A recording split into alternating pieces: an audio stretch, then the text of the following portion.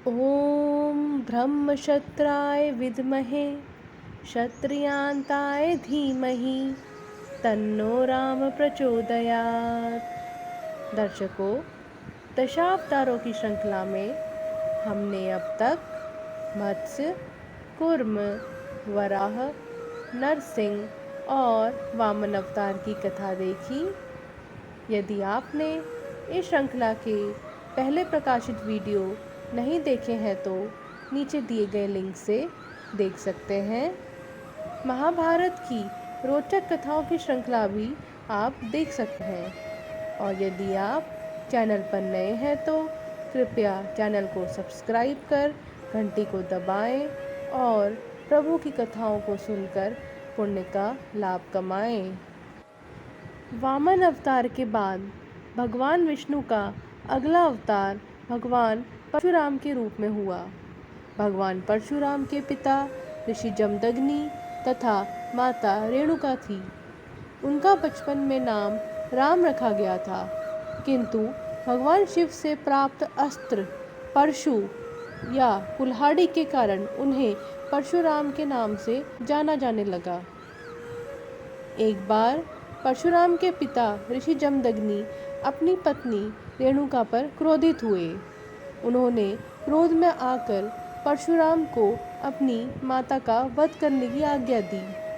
पिता की आज्ञा पाकर परशुराम ने अपनी माता का सिर धड़ से अलग कर दिया। इससे प्रसन्न होकर उनके पिता ने उनसे वर मांगने को कहा। अपने वर में परशुराम ने पुनः अपनी माता को जीवित करने को कहा। इस प्रकार उनकी माता पुनः जीवित हो उठी। एक बार राजा सहस्त्रबाहु अपने सैनिकों के साथ ऋषि जमदग्नि के आश्रम में आए थे।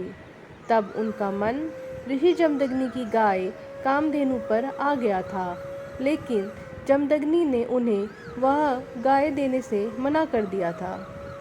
अहंकार में राजा सहस्त्रबाहु बलपूर्वक गाय को लेकर चले गए। जब परशुराम को इस बात का ज्ञान हुआ तो उन्होंने सहस्त्रबाहु का वध कर दिया तथा कामधेनु को वापस ले आए।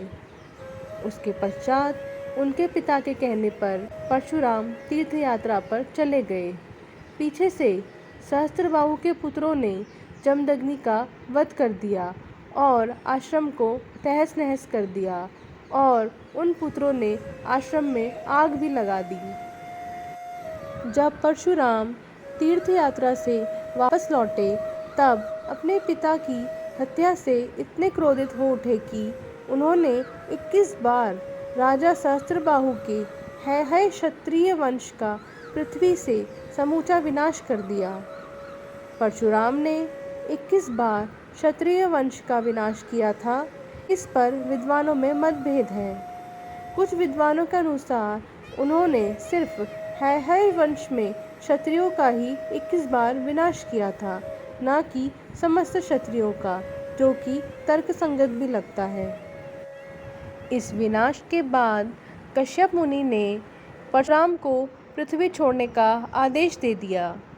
मुनि कश्यप की आज्ञा का पालन करते हुए परशुराम महेंद्रगिरी के महेंद्र पर्वत पर रहने चले गए। वहाँ उन्होंने कई वर्षों तक तपस्या की। तब से लेकर आज तक महेंद्रगिरी को परशुराम का निवास स्थान माना जाता है। महेंद्रगिरी उड़ीसा के गजपति जिले में स्थित है।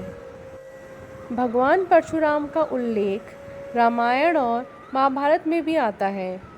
रामायण में सीता स्वयंवर के समय और महाभारत काल में पितामह भीष्म, गुरु द्रोण और अंगराज कर्ण के गुरु के रूप में भगवान परशुराम का वर्णन आता है।